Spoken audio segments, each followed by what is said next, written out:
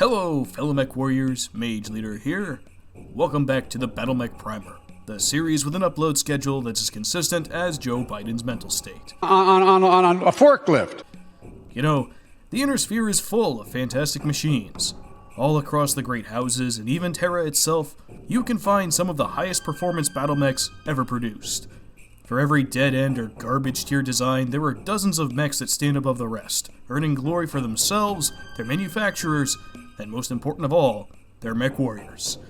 We've discussed a few of these in detail, from the legendary Highlander of Blackwatch fame, the mighty Stalker, and even the mech that Kerensky used to kick in Ameris' front door. But today, we aren't talking about any of those. Because alongside these larger-than-life machines and their heroic crews stands a group of people with the same amount of skill, the same grit, and the same courage in the face of enemy fire. Men and women who do their jobs without having songs written about them. I'm talking about your average grunt. For your typical mech warrior, if such a thing could truly be said to exist, the glory comes not from overwhelming victory or the accolades bestowed upon them by civilians or the medals pinned on their chests by filthy politicians. It comes from the simple satisfaction of a job well done, a duty honorably served. The bulk of Inner Sphere mech warriors are cut from this cloth, and is what sets them apart from their weirder cousins. To a clan or combat is everything. Battle drives their entire being, determines their place in the world. To a freebirth, however, battle is a simple 9-to-5 affair, a high-risk, high-reward method of putting food on the table and the occasional hooker in the back seat. Nowhere is this difference more pronounced than in the design of the mechs that these two opposing groups of warriors choose to pilot. A clan mech is cutting-edge, sophisticated, prohibitively expensive. But the Inner Sphere, for all its battle masters and Hatamoto cheese, is made up primarily of workhorse machines. Battlemechs designed to do their job with simplicity and efficiency. That is what we're going to look at today. A battlemech that doesn't win any awards for being the greatest thing ever, but rather one that knows exactly what its role is and does its job without the extra frills. It's wholly unremarkable, and it's that very quality that has made it one of the most prolific and useful machines the galaxy has ever seen. So let's dive right in and start talking about the Centurion. The Centurion was first produced in 2801 by Korean Enterprises, a company that already had a reputation for building solid, dependable, and simple machines. 2800 was an uncertain year for just about everyone, seeing as how the Inner Sphere was currently in the process of nuking itself into oblivion with unrestricted capital warfare. The First Succession War had been raging for 15 long, arduous years, and the Inner Sphere was already barely recognizable as the proud collection of nation-states it had once been. Korean had been riding the blast waves and reaping the benefits of producing arms in a war where everyone was becoming desperate for weapons, but they had a problem. Their trebuchet design, itself one of their most consistent sellers, was running into trouble on the battlefield. It was a fire support mech designed to hammer enemies from afar with scores of missiles, but it was poorly armored and suffered many casualties from faster or tougher mechs that managed to close with it. It was vulnerable, and it was beginning to sour the mech's reputation among prospective buyers. And so Korean came up with a plan. If commanders weren't smart enough to protect their fire support, then they would teach them how. The Centurion was marketed as a companion to the trebuchet, something to chase away pesky light mechs and give the heavier ones something to think about. It was 50 tons and well armored for its weight class. It carried a varied arsenal to make it versatile. And above all, the design was made to be simple, solid, and dependable. Driving a Centurion is kind of like driving a Honda Civic.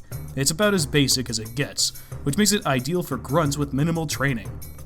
Since the war had been slaughtering people wholesale for a decade and a half at this point, there weren't a lot of skilled mech warriors left, and so the Centurion was built to accommodate newcomers and veterans alike.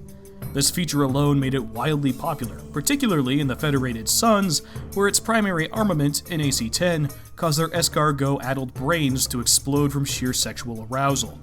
Much to Korean surprise, the Centurion, a mech designed to support another machine, became more popular than the trebuchet itself, as its armor and varied arsenal made it ideal for frontline engagements.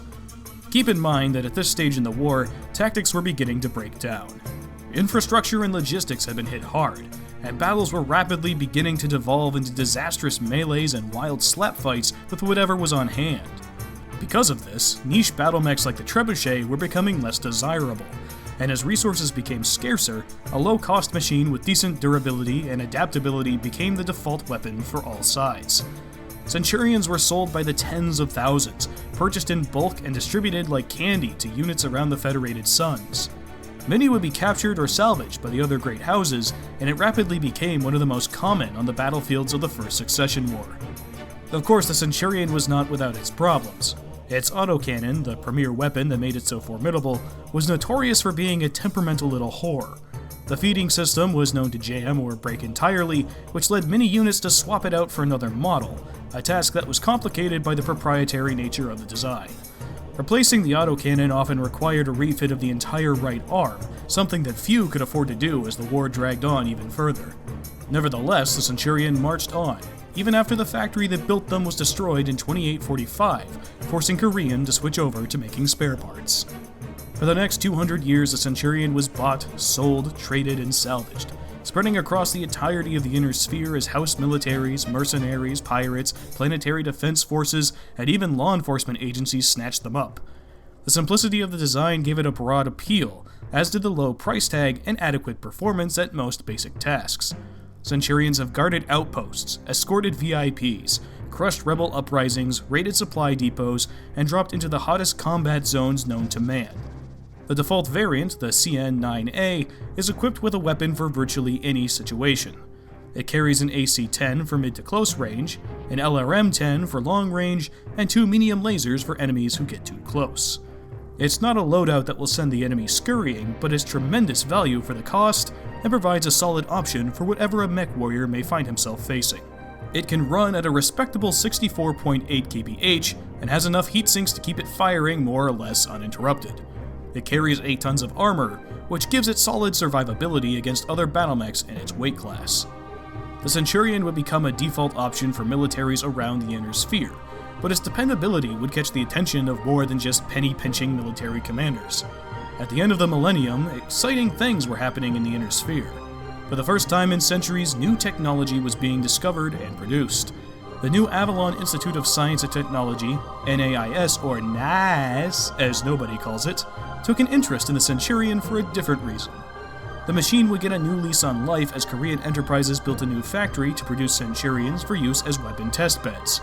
The mad scientists of NAIS would dream up some crazy new bullshit, slap it on a Centurion, then see if it worked. Many of these experiments would go on to become their own new variants of the mech, and by the time the clans rolled in and started ruining everything, the Centurion had matured into a more refined, high-performance machine that gave many a subhuman asshole a nasty surprise.